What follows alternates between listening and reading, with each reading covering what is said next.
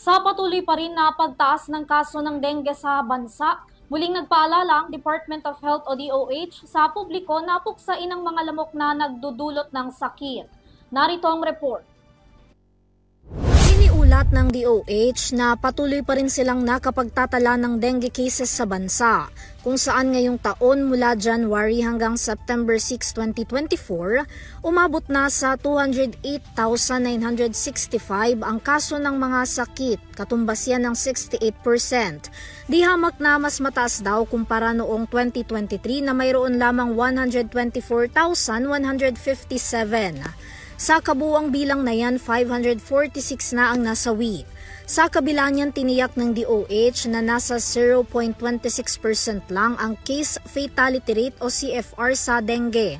Mas mataas pa rin daw ang CFR na naitala nila noong nakaraang taon.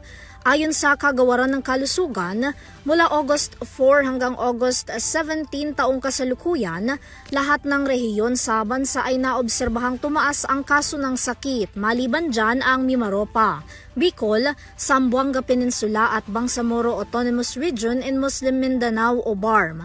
Sa ngayon, patuloy na hinikayat ng Health Department na sundin ang 4S strategy ng Kagawaran para maiwasan ang paglaganap pa ng dengue, lalo na ngayong tag-ulan.